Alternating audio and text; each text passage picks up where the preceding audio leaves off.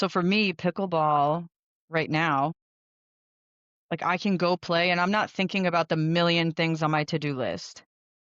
And also, it's a mood booster for me. If I've had a really stressful day at work, if I can play even like 20 minutes, I'm going to feel better because I can like make that disconnect, get out of my head into my body and just kind of regroup.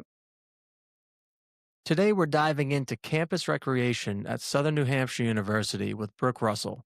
From academics to athletics, she found a way to bring fun into the workplace through pickleball. You heard that right. We'll unpack how the simple game is reshaping well being, building connections, and showing us that work life balance might just start with a paddle and a ball.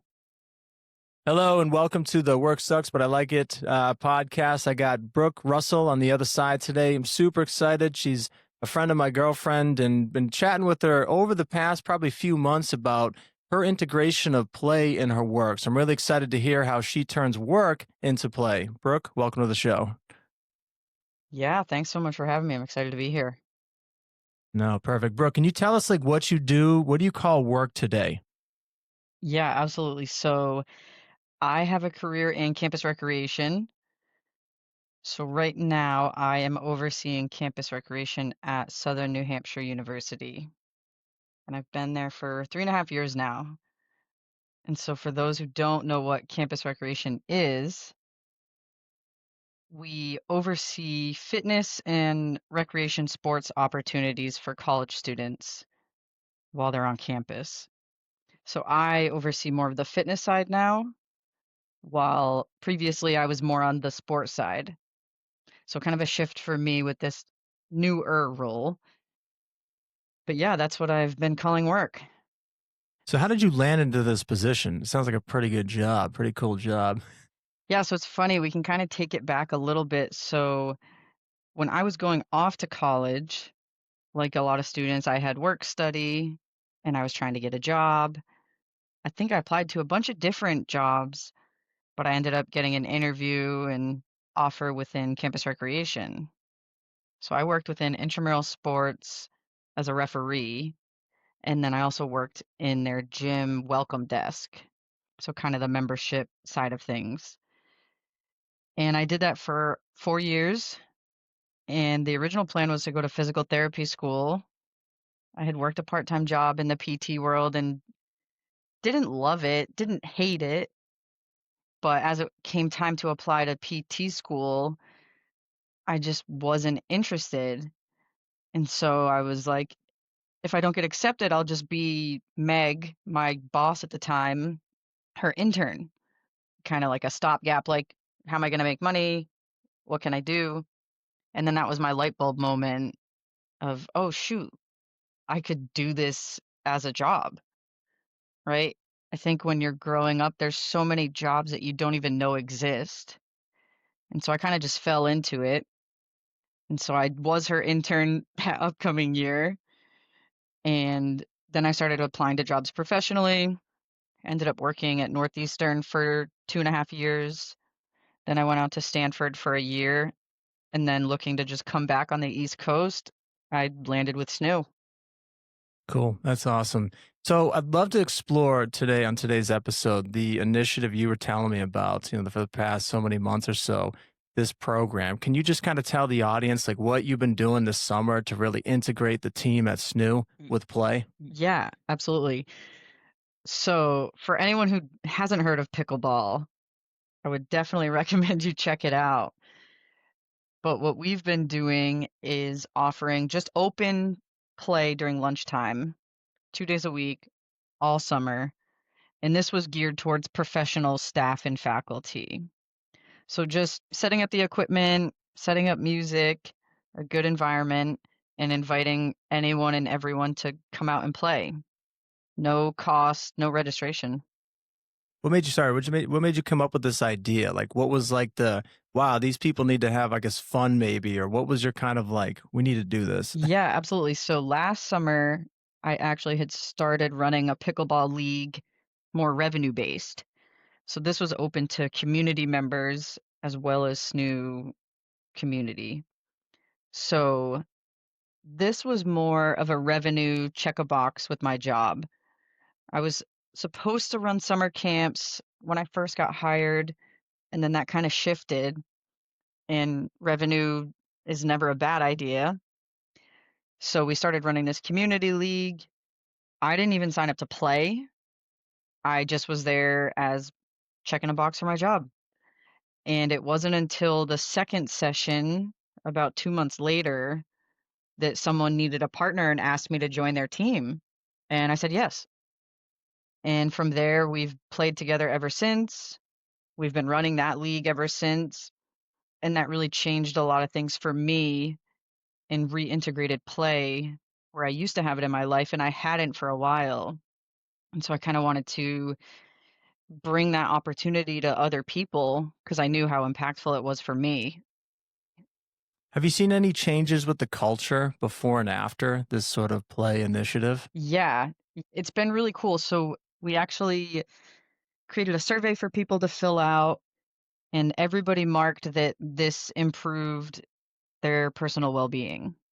So 25 people filled out the survey, and every single one agreed or strongly agreed that this improved their well-being in some way. Yeah, and then we also asked if it improved their work relationships because it was just something I'd been observing, and all but one agreed that it did. One said neither agree or disagree. So, yeah, we've seen, I think the biggest thing I've seen is the connection that's been built between people who would never interact. They're now chatting weekly about personal lives, and there's a lot more like friendly aspect to the relationship. And I know I've know a bunch of people who I didn't know before. And so now walking around campus, you run into people and it's translating off the court when you go to get a coffee on campus. That's awesome. What's the frequency of these events? Do you have them like every day, every once a week, or what's how often do you guys get together? So this summer, we were doing 2 days a week for an hour at a time. The community league that is that revenue league, that's once a week. And then we run it for intramural sports as well, which is more geared towards the students, but staff are also eligible. And what we're seeing is staff are starting to participate there too. So now you've got this crossing of students and staff and seeing those relationships develop. And that's been really cool too. That's cool. No, I love how sports can be a nice icebreaker sometimes for people, right? Did you have any instances where people weren't interested but wanted to get involved? And were there other opportunities for them to get involved, like setting up the? I've never played pickleball, actually, believe it or not. Whew, we got to get you out there. No, We got you've to been get you telling out me to there. play it. I know, I know. So what we did is it was outdoor, which was really great. So we encourage people, even if you don't want to play, just come out and like have your lunch. There's some tables set up there. And so we saw that at first. A lot of people were doing that. And what we found as the summer progressed is people who had started as just coming to have their lunch transferred to playing on the court. So, right, some people need a little bit of a soft launch, not a dive into the deep end. So they were able to meet some people, watch the game, understand it a little bit more to then build up that courage to get out there and play. I think the concept of gamify is like really important to work today. And in your role, it's like kind of, I don't want to say easy, it's still some challenge to it. But when you end up have sports, it's a kind of a clearer pathway to gamify something. What would you tell someone to like that's doing other types of work, how to gamify something, how to make it play? Because I know you've been doing a lot of research on play as well. Yeah. So I think, right, learning coincides with play. So Dr. Stuart Brown has a really great book called Play and talks about the biological, neurological, physical aspects in connection with play. And I think anytime you're training a staff or a coworker, you could make it playful. And I think what I learned through him is right. I think play, when we think about it, we think very physical movement, but that's only one aspect of play. So he basically has found these 8 play personalities. Everything from the jokester, the class clown, someone who's maybe really into books like you, Yeah. What about right? you? What's yours? Right? Yeah, so I think there's one called the kinesthetic, which is what you think of mostly when you hear play, right? So that's like your sports movement. So I definitely think I lay there.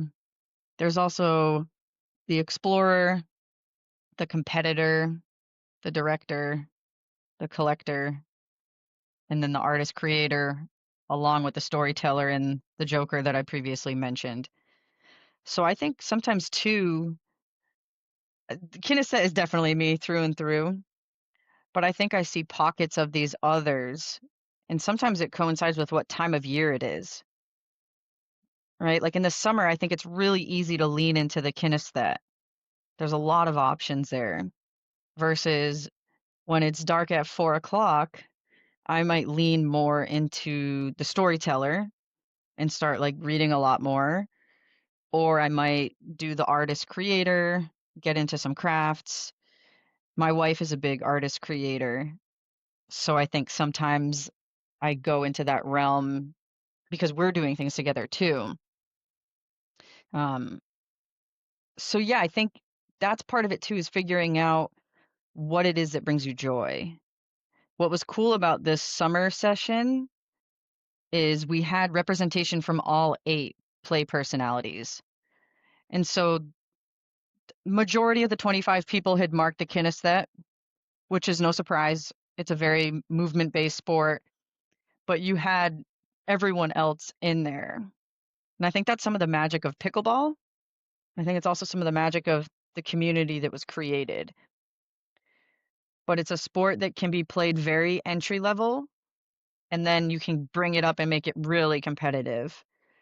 So it's a wide range, and there's a lot of interaction between teammates and opponents, just proximity based. So with the 8 personalities, can they all play together, if you will?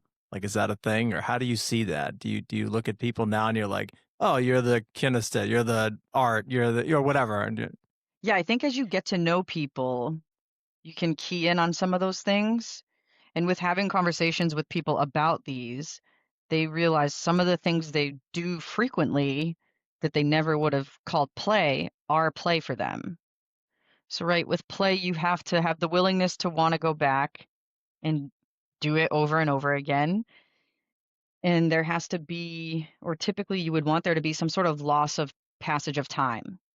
Like, what's an activity you can do, and all of a sudden it's been an hour and it feels like 5 seconds? it's flow states we talked about, yeah. Exactly. Failure is a big thing, right? I feel like the older we get sometimes, we forget that part of learning is failing. What do you recommend in terms of like, I call it a safe space for learning and growing? Because let's face adults are afraid to fail sometimes, and I don't know why, right? Yeah, I think there's a vulnerability in it. I think similar to what you're saying, sometimes people will be like, well, I wasn't even trying. Because if you try and you fail or it looks messy, then that's just super vulnerable. And people really struggle with that. What Um, do you recommend for um, them to like overcome that? Like, is it confidence building? Is it just kind of a coaching moment? yeah, What have you done recently? I think sometimes just doing it, right? The more you do something, the better you get, like anything else. And I think being in an environment that fosters that is really helpful too. So you want to be in a group that's going to teach you, but they're not going to be overbearing. And that's a really important part of play. You have that push and pull. Like I can go play pickleball against a brand new person and tone down what I'm doing. So I'm not smashing every ball at them or hitting really strategic shots, but I'm also not playing against them like they're a child. And so with good play, you want there to be like a matching. And some people who maybe are more the competitor, and some people I've seen in these leagues struggle with that, where they're maybe playing more against themselves, but then that doesn't build a good relationship between them and that opponent. And it could be enough to stray that opponent from ever coming back. So when you see something like that, how do you manage that? Mm, What do you mm. do? I think I try to get to know the players as much as possible and let them know what I'm trying to do, that a safe space for them. And that way, if they have one matchup where it's like, whoo, this person is coming in hot, they know it's more that individual than the entire program. So let's say someone's new and they're nervous. Like, how do you get them to want to get involved? I feel like that's more the common type. You get someone nervous, they want to try it. How do you get them to get involved? Finding a good space to put them. I remember with this summer league, a lot of it was instructional. Like I was having to step aside and introduce those rules to people and asking them like how they prefer to learn. Do they want me to give them a rundown of everything? Do they want to just start hitting the ball back and forth and I'll slowly incorporate rules and figuring out what works for them and then where to potentially pair people up, right? So for the community league that's revenue based, the regular season is random scheduling. I basically treat it like a round robin and we just rotate through versus we have a playoff night. So it's a single elimination bracket and I try to strategically pair people in those. So we don't follow the 1 seed versus 12 seed and run it as maybe college or professional sports would. I try to find, especially those first games of the night, what's going to be a fun matchup for everyone. And right, if I see two really competitive, talented teams, they're not going to be facing off in that first round. And they're probably on the top and the bottom of the bracket, so they can meet each other later. That's cool. I like that actually. That's a super cool way to look at that. So how would you define fun then today? How Mm, would you break that mm. down? What is fun today? I think fun a bit has to do with being able to show up with your full self, that you can lean into that vulnerability, you can be silly. And I think similar to what Dr. Stuart Brown talks about with play is you lose that passage of time. You want to keep coming back for more. Um, and so I think that's really what fun is, like breaking down that exterior wall that we might have on and just do what we want to do and what feels good or what brings you joy. One thing, there was a quote in Laughter Yoga book that I read, and it was saying that kids will laugh about 400 times a day and, laughing, where adults will average less than 15. Woof. It's such a shame, and I think that's what happens with play. You see that transition even in adolescence where it's like, all right, you have to focus on your school and your extracurriculars and boosting your resume so that you can get into a college and get a good job. And it's like this life plan is projected for them, and they're not able to just be a kid. It's like, oh, you get a job in high school, not so you have like money to spend with friends or to learn about how money works. It's like hoard away your money so that you're okay in the future. It's a lot of fear based. And so then, right, to be taken seriously, you can't be playful. And I think there is a good push and pull there, right? Someone who's a class clown all the time and can't ever have a serious conversation, yeah, that's not a great look. But I think people learn a lot through play and they respond well. And it helps them get to know you better. And I know you talk about this a lot on your podcast with your team. It's like get to know them, have a conversation. They're going to want to do the work for you. The money might not be right 100%, but if you can build a good environment, there's more buy-in and people are willing to do whatever the job is for the people around them because you show vice versa that you're here for them. No, that's cool. Cool, cool. So when you initiated this program, did you have any challenges that you were up against? Did you get support, from the team, or what were some of the challenges you had to overcome? Yeah, luckily the barriers were very low. It was more just my time. My boss was all for it. She even came out and played one day. which was cool so she could see it happening. We had access to the equipment, we had access to the space, and so we looked to improve that area to fit more people. But luckily, and this is a struggle we have during the school year once the students come back, this summer we didn't have to worry about other groups trying to use the space versus during the semester it's harder to get into those spaces. But we are still running this. We moved it from twice a week to once, and we're outside for as long as we can be, because then when we look to transition inside, it's going to get a lot more challenging. And so we'll look to figure it out. It's helpful that I've been tracking how many people are coming, what the impact is, so that when I am requesting those spaces, I can use that as evidence as how important this is. Yeah, I love how you did the surveys to make it kind of quantifiable. That's pretty sweet. So with the students coming back in, so this program is just for faculty to learn how to kind of have fun and play games with the team. Do you see the future of this integrating it with students, or no, you're going to keep them separate or have two kind of experiments going? What do you think? Initially, the lunchtime sessions were for staff and faculty. As the semester has started, they have been promoting it to their students that they interact with.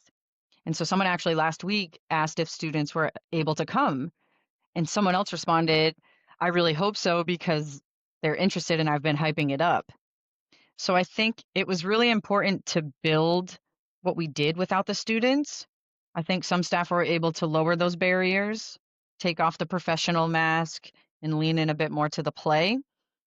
But I think it is really great to have the integration between the staff and the students, which we saw last year through intramural sports. So I think it'll do well here. And right then we're moving down the chain, right? If I'm doing this for the full-time staff and seeing how effective it is and important, why would I not run that down the ladder to the students and give the same experience to them? So I think it'll be a tiered. Cool. No, I like that. So what made you pick pickleball for all this? Just because it's kind of a hot sport right now, or just what made you pick it? Yeah, so pickleball has been around a lot longer in other areas of the country. And actually, when I was working in California, we were running pickleball largely because it was still COVID and you were trying to do activities where there was space between players. So you're running volleyball, pickleball, trying for low contact sports. And so I started participating in pickleball then. And when I came to SNU, it was a year and a half or 2 years in until I really introduced pickleball here. And I had just heard people talking about it in the area. And so I was like, let's give it a shot. It seemed like something that would cast a wide net. If you're running basketball or soccer, it's a little bit more niche. Those would have been 100% different if we tried to run it this summer. We would have gotten way fewer people, and the barrier to entry would have been a lot higher. And so pickleball, I probably selfishly picked it too because I really like it. And I'd been playing it for a year at the time I started the summer sessions. But I think I really like it because I see what it can do larger scale. So I've met some of my closest friends through that league I participated in last year, the revenue based one. And so I saw what it could do for me and others around me. And then it was like, let's use this vessel and see what it can do in a different environment. Cool. No, I love that. So, as the athletic director at SNU, where do you see like the future of athletics and academics? Like, where's it all kind of going at Mm. that particular Mm. campus? Yeah, SNU definitely puts a high standard to their academics, right? Within any athletics world. And I'm in the recreation side, less the athletic side. So I'm not working with the varsity teams, but SNU is really small where I still see them within my programs. And so, right, for the varsity teams, they have their GPA requirements to remain eligible. We also use that within our club sports. So they're still participating against other universities, but there's less time commitment. Sometimes the skill requirement is a little different, but we still are having GPA requirements there. And some other clubs on campus require it too. So it's like, hey, if you love basketball and you want to keep playing, we support that. But the education in the coursework, yeah. And the wellness department does a really good job of tracking that. And there's a lot of different, or there's one really good reporting structure.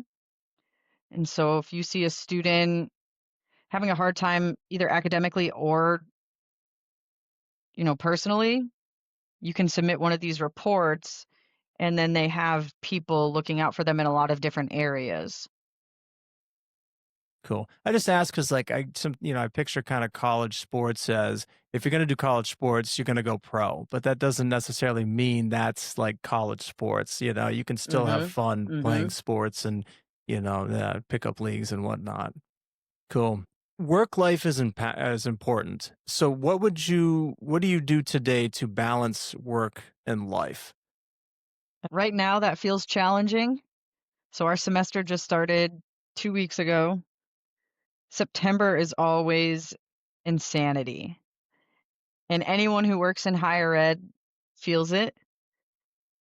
There's just so much happening all at once, right? You're trying to hire, you're trying to train, you're trying to put on promotional events to get students excited about your typical events.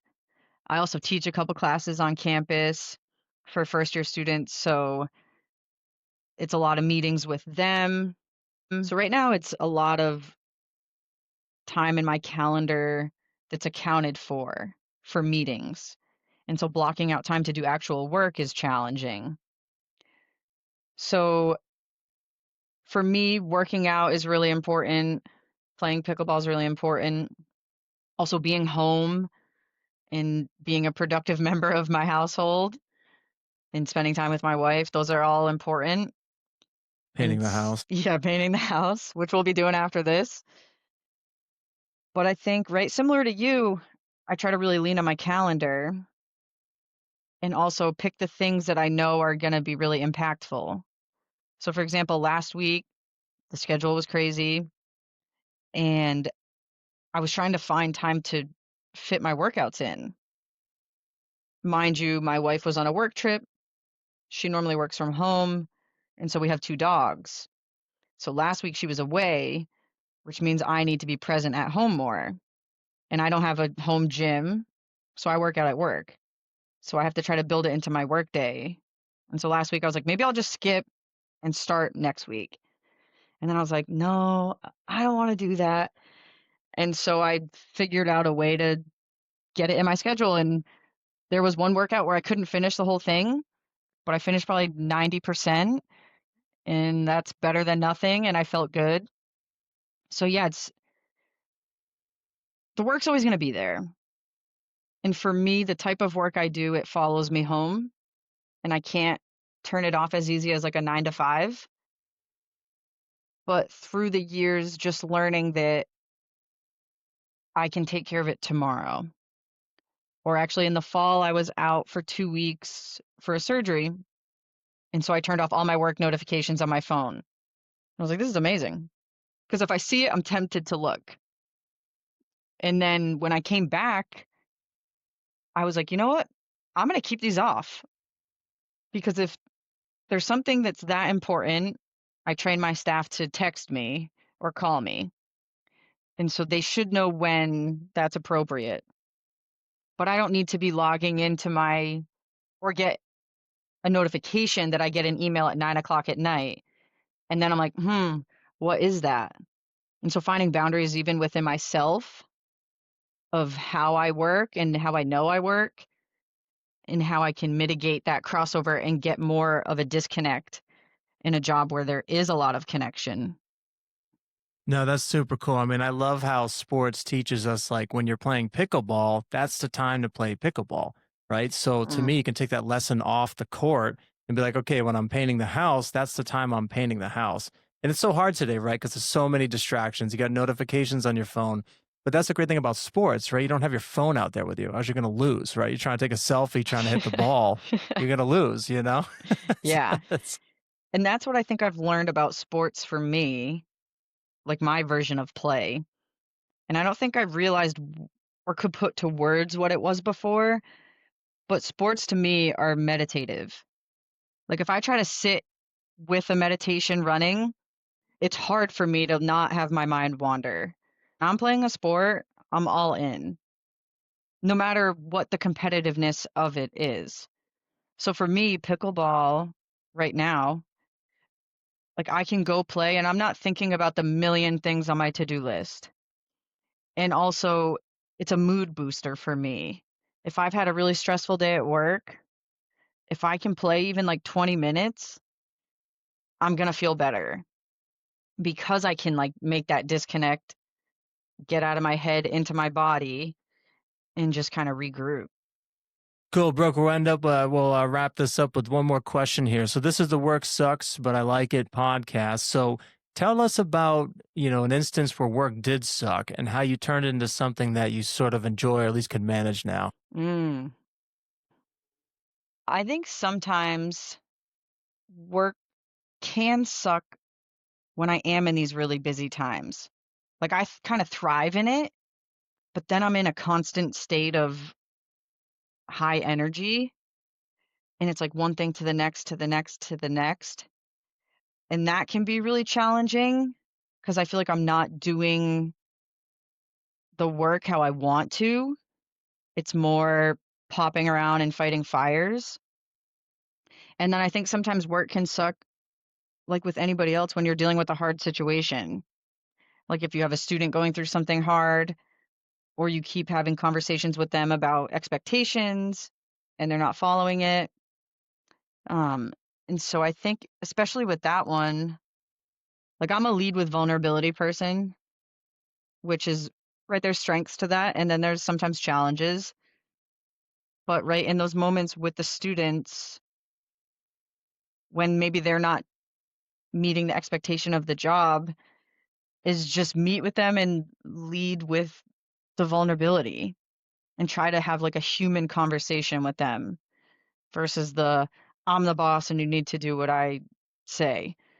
Um, which sometimes there's truth to that, but I think there's a way to communicate it that that person can understand better or buy into. You don't want to do something just because I tell you to. Like, why? Tell me why. And so I think sometimes, I mean, I'm lucky. I really do enjoy my job. There is not like a task that I'm like, oh, that sucks. It's more if I'm feeling like I'm a bit thin and I don't necessarily have enough to give what I want to give. And so I think sometimes work can suck in that way. Or if you have someone who's kind of really challenging what you're trying to do, then that can be hard. But I do like what I do. In sports that kind of motivates you, right? You got an opponent that's a little better than you. It makes you want to almost step up, right? And try to, hey, well, I want to get good and hit the shot back and Yeah. kind of gamify Yeah. it in that moment. But cool, Brooke, it's been a pleasure to have you on the show. Thank you so much. If people want to reach out to you and talk to you more about your program and about play and stuff, what's a good outlet to shoot you an email or whatnot? Yeah, for sure. So personal email probably works best.